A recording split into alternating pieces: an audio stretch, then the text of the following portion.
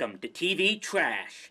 It is the red-headed stepchild of episodic television, the bane of TV critics everywhere, and the recurring go-to move for every network executive that wants to bleed a cash cow franchise to beyond its last drop.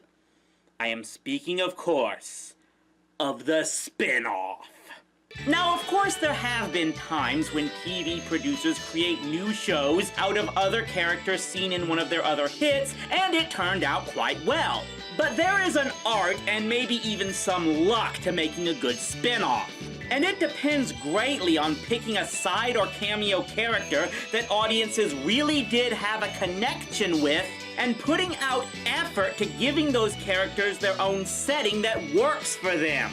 More often than not, though, you get a completely half-assed effort from people who totally swung and missed on guessing which side characters were deserving of their own showcase. And guess which type the subject of this video is? You may recall a couple years back, I reviewed a show called BJ and the Bear, which was all about a truck driver and his chimpanzee best friend, and their adventures constantly having to thwart corrupt cops across America, with his primary antagonist being a bumble-scum sheriff named Elroy P. Lobo, who did things that Boss Hogg and Roscoe Coltrane might even call shame on. So naturally, someone took a look at that character and saw that he just had to get his own show. Because people running television networks are dum-dums. As I mentioned back in my review of BJ and the Bear, the plan to give Sheriff Lobo his own series started within the first show itself, as the finale of a 3-part episode in BJ's second season was also the pilot of the spin-off. Even though that episode is listed as the 4th episode of the Lobo series, which did begin airing the same fall of 1979 that BJ's second season aired, so who knows what even. I should point out that while Glenn Larson is credited as the creator of the spin-off, he didn't have a ton of involvement as far as writing the actual episodes. Which, for what it's worth, was also the case with BJ and the Bear. It seems by this point, Larson was more content to just come up with the basis of a series and hand over most writing duties to other people. Probably because he didn't want to deal with the crap he endured with the network while making Battlestar Galactica. Even his later shows that had more success, like Magnum P.I. and Knight Rider, he's only credited as the writer for no more than a couple of episodes. But how did this thing turn out? It's time to head back to Orly County and see just what happened with the misadventures of Sheriff Lobo.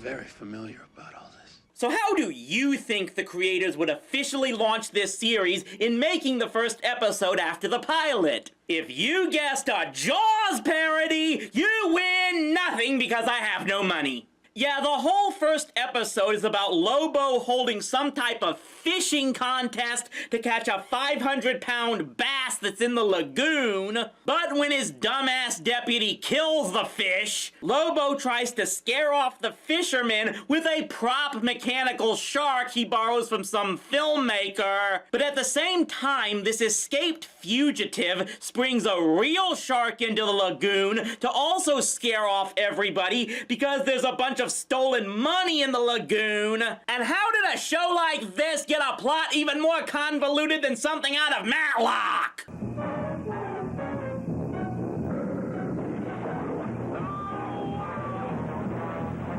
Shark still looks fake.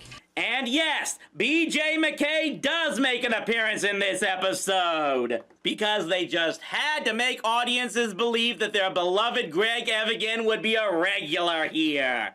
Spoilers, he wasn't. But that is pretty much the standard format for the show, as every episode has Elroy P. Lobo with some new cockamamie get-rich-quick scheme. I think they try to make it sympathetic by claiming he does it just to try and deal with all of the bills and expenses the sheriff's office has. But yeah, you have to wonder if the main reason the department has such financial problems is because of all the money Lobo throws away on those get-rich-quick schemes. Let's just say Lobo doesn't know how to spend money to make money. He's usually assisted by his one deputy, Perkins, who is basically every single bumbling lackey you've seen so many times before, while having to work around the department's more honest deputy, Bertie Hawkins. But I figure if Dandy Jim's smart enough to escape from Carbondale, he's not going to be highballing down any main highway. That's a good point, Bertie. That's clever deduction. Dandy Jim who? What's that you say? Why, yes! This does sound a lot like the Dukes of Hazzard, only making Roscoe the main character, and eliminating Boss Hogg, and the Dukes, and everyone else that made that show entertaining. It's pretty clear this show may be the example of one of the biggest recurring problems in entertainment, giving the comic relief their own spotlight. The anti-hero as protagonist is something that has caught on in more recent times, but even then it usually only worked for more serious dramas. Such a character for a comedy, that's another matter altogether. It might work for something like a 7 to 11 minute short, which is normally reserved for cartoons, where this setup also works best. A full-hour live action show featuring a bumbling, amoral character meant for comedy? Yeah, that's really pushing your luck. Heck, making a comedy a full-hour show instead of a half-hour is a stretch by itself, as comedy is usually much more fast-paced, and thus needing to extend a comedic story for an entire hour time slot and do that again 20 to 30 times for an entire season can really have the audience spending episodes saying, well, Get on with it. Yes, get on with it! What's even crazier is how they make Lobo come off as actually competent when he has to really do his job. If he's involved with one of his scams, you know he's gonna fail and fail spectacularly. But whenever he has to actually uphold the law and protect the people of his county, he's like freaking Lenny Briscoe. Case in point, when the Mafia shows up in Orley County for some big-ass meeting, which, yeah, I'm certain some other show had a similar episode on. Maybe the biggest roundup in recent history. 50 of the nation's worst criminals.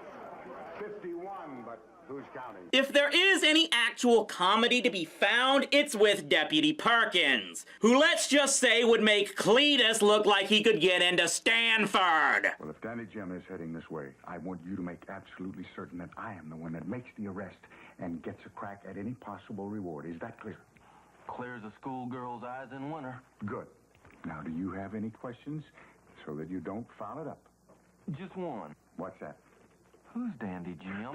Perkins, weren't you supposed to gas me up today? But, Sheriff, it's the 10th, and you're off.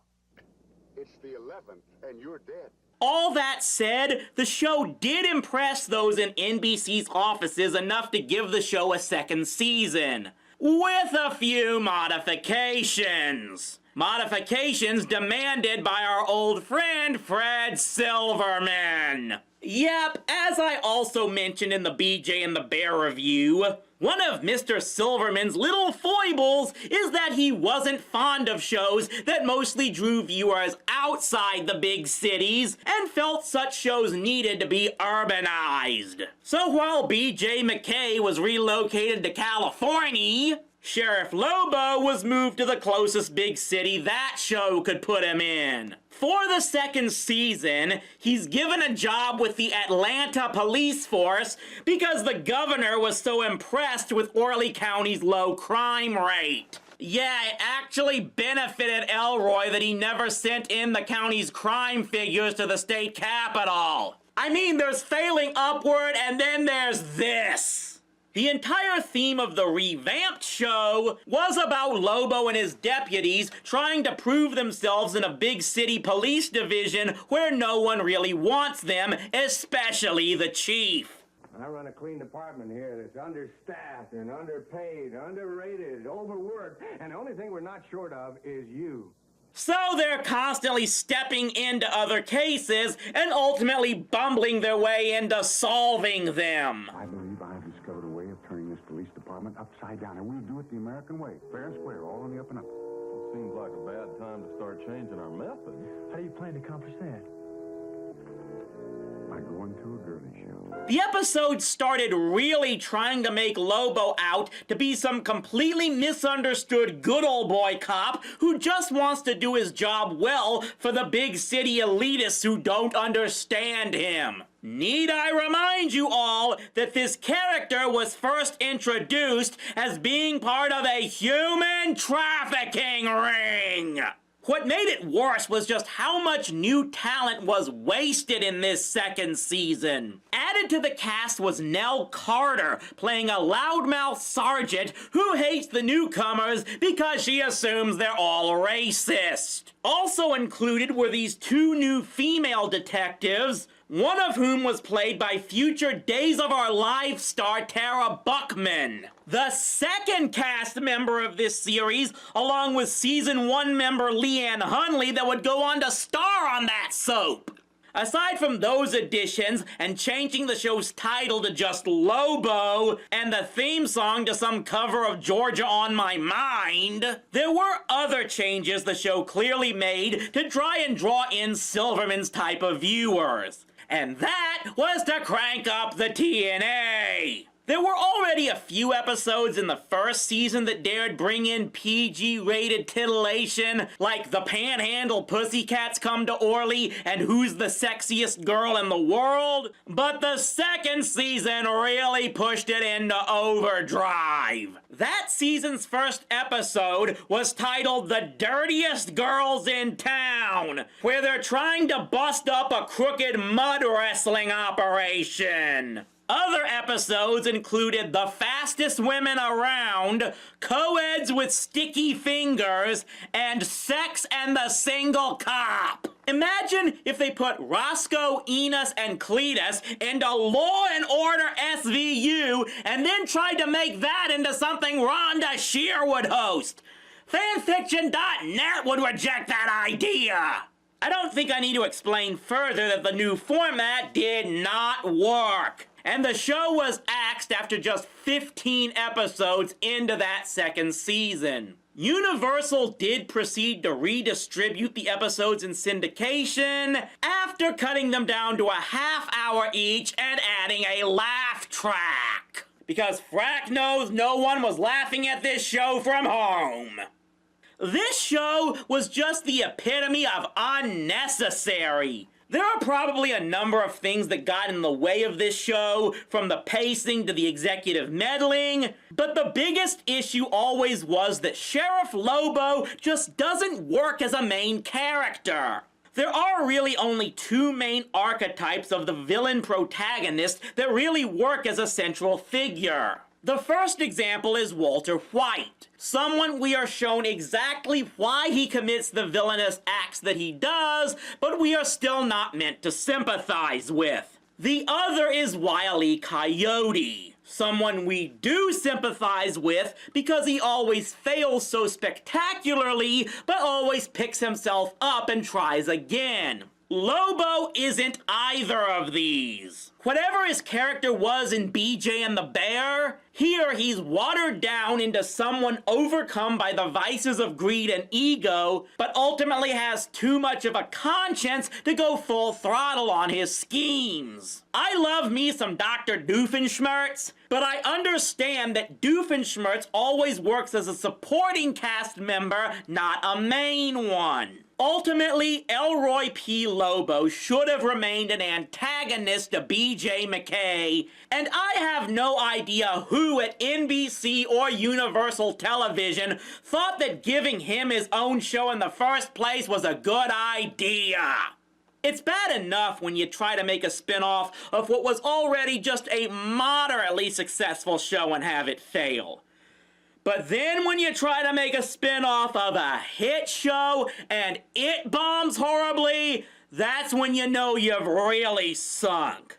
We'll be taking a look at one of the most infamous examples of that next time.